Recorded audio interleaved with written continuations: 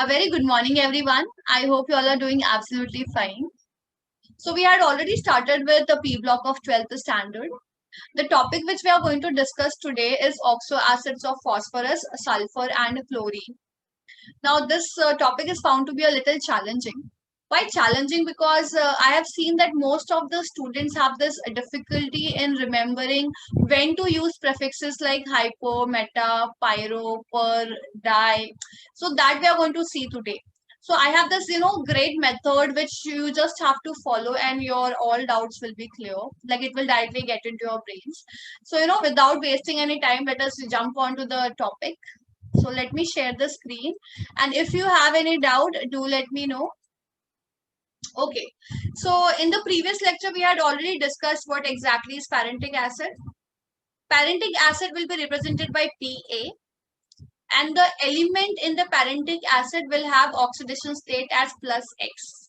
Now I am going to convert this parentic acid into different types of oxo acid like meta, like per, like hypo, like us, like your pyro acids. So we are going to see these conversions one by one. So let us focus on the first conversion. This is your first conversion which we are going to focus.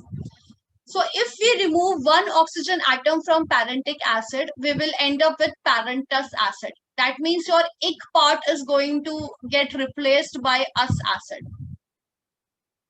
And you will see the change in the oxidation state as well.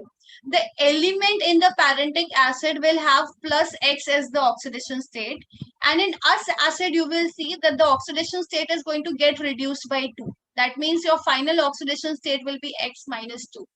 Now, if I discuss one example, I think you will get a clear picture. So directly let us jump onto the example. Yes. Now for phosphorus, the parentic acid is phosphoric acid. Now let us first find out the oxidation state of phosphorus in your phosphoric acid. Now I had already taught you all how to find out the oxidation state of phosphorus. How to do that? First of all, you should know that what is charge on oxygen atom. We all know that the charge on oxygen atom is minus 2. So we all know that because we can see 4 oxygen atoms, we have to multiply 4 into minus 2. So therefore, we will get minus 8 over here. Then the charge on hydrogen is plus 1. There are 3 hydrogen atoms, so therefore we will multiply plus 1 with 3. So hence we will get plus 3. So minus 8 plus 3 is going to give you minus 5, and minus 5 will be stabilized by plus 5. Hence the oxidation state of phosphorus in phosphoric acid will be plus 5. Now this is how we find out the oxidation state of phosphorus in phosphoric acid. Now, if I remove one oxygen atom from this phosphoric acid, we are going to get the formula as H3PO3. And you will see that there is a slight change in the name. Ic part of your phosphoric acid will be replaced by us. So hence the name becomes phosphorus acid.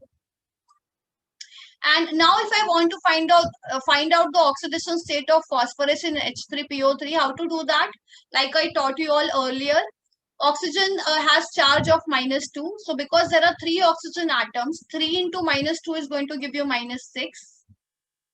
On each hydrogen atom, we have charge of plus 1. So we have 3 hydrogen atoms. So therefore, it becomes plus 3. Minus 6 plus 3 is going to give you minus 3, which will be stabilized with plus 3. So therefore, oxidation state of phosphorus in oxidation state of phosphorus in phosphorus acid is plus 3. So it was plus 5 in phosphoric acid and now it is plus 3 in phosphorus acid. So basically you can see that the oxidation state has reduced by minus 2. Similarly, let us see one more example to clearly understand that how to do this conversion. So we all know that for sulfur, the parentic acid is your sulfuric acid. So what we will do, first of all, let us find out the oxidation state of sulfur in sulfuric acid, a very simple method to do so. We all know that oxygen पे minus 2 का charge है. So because there are 4 hydrogen atoms, 4 into minus 2 is going to give you minus 8. On each hydrogen atom, we have plus 1 charge. So because there are 2 hydrogen atoms, we will get plus 2. Now minus 8 plus 2 is going to give you minus 6, which will be stabilized by plus 6. Hence oxidation state of sulfur in sulfuric acid will be plus 6. So now we know that the oxidation state of sulfur will be plus 6 in your sulfuric acid. Now what to do? Now just remove one oxygen atom. After removing one oxygen atom, you are going to get H2SO3. And you will see that the last part of sulfuric acid will be replaced by us. So it becomes sulfurous acid. And in this, if I have to find out the oxidation state of sulfur, it is very simple. Each oxygen atom carries a charge of minus 2. So because there are 3 oxygen atoms, 3 into minus 2 is going to give you minus 6. So यहाँ पे हो जाएगा minus 6. On each hydrogen atom, it is plus 1. So because there are 2 hydrogen atoms, you are going to get plus 2. Minus 6 plus 2 will give you minus 4, which will be stabilized by plus 4. So hence you can see that initially in sulfuric acid it was plus 6, but now it has reduced to plus 4. So always you will see that from sulfuric acid to sulfurous acid, there will be reduction of oxidation state by minus 2. So plus 6 has got reduced to plus 4. So this was your one type of oxo acid which we have discussed. Now let us discuss one more type of conversion. So let us see this conversion from us acid to hypo-us acid. Now what to do? Just remove one more oxygen atom from us acid and you're going to end up with hypo-us acid. Like everything will remain same. You just have to add this prefix in the beginning. So you will see that if I'm going to remove this one oxygen atom from us acid, you will end up with hypo-us acid. And you can see that the reduction in the oxidation state will be X minus 4, where X is the oxidation state of element in parentic acid. So let us discuss the example because that will give you a clear picture. So moving ahead, let us see the example. Yes. Now we just saw that your H3PO3 is called as phosphorus acid, in which the oxidation state of phosphorus is plus 3. So now if I remove one oxygen atom from H3PO3, what will happen? We will get H3PO2. And you will see that the name remains as it is, phosphorus acid ही होगा, but we just have to add one prefix in the beginning that will be hypo. So hence you will get hypophosphorus acid. Now in this, if I want to find out the oxidation state of phosphorus, it is a very simple method again. Okay? The charge on each oxygen atom is minus 2. So because we have 2 oxygen atoms, it will give you minus 4. Then we all know that the charge on hydrogen is plus 1. Because there are 3 hydrogen atoms, we will have plus 3. So minus 4 plus 3 is going to give you minus 1, which will be stabilized by plus 1. So hence the oxidation state on phosphorus is plus 1 in case of your hypophosphorus acid. So it is that easy to remember that when to use phosphorus acid, when to say phosphorus acid, and when to say hypophosphorus acid. Now we can see one more type of oxo acid. So let us directly see meta acid. So when to use this prefix meta?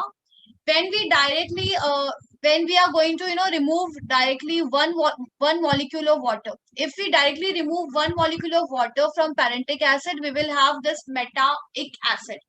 And you will see that the oxidation state is going to remain same. Here also it is X and here also it is X. So let us see the example. Okay, so I have taken the parentic acid of phosphorus, that is H3PO4. Now what I'll do, I'll directly remove one water molecule from this.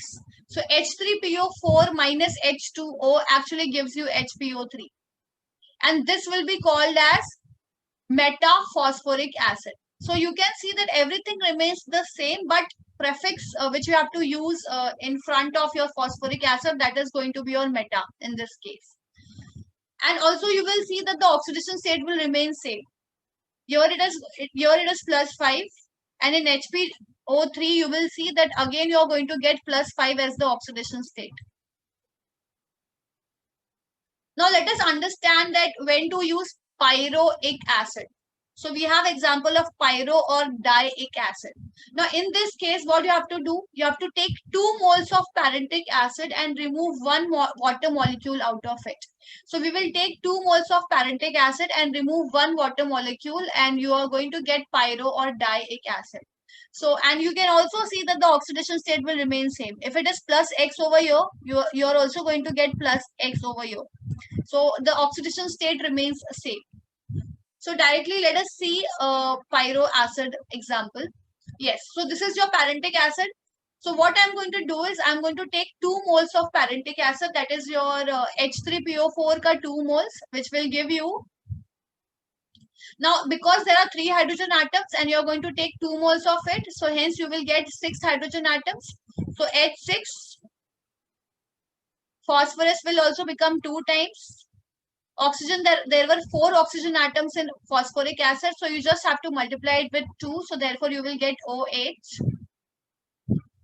So now we have to remove minus H2O from it. After removing minus H2O, you will see that you're going to get H4P2O7, which is called as pyrophosphoric acid, or it can also be called as diphosphoric acid. And here, if you find out the oxidation state, it will remain the same. Like if it is plus 5 over here, so here also you're going to get plus 5. So यहाँ पे भी oxidation state होगा आपका plus 5. Similarly, let us see one more example. Sulfuric acid is the parentic acid for sulfur. So here oxidation state of sulfur is plus 6. What we will do to get pyrosulfuric acid? Take 2 moles of H2SO4 and remove one water molecule from it, and you will end up with di or pyrosulfuric acid. So it is that easy to remember when to use meta, when to use pyro, when to use us, when to use hypo-us. So in the next lecture, we will discuss peric acid. In the next lecture, we will also discuss hypoic, peric or peroxyic acid. So that's all for today.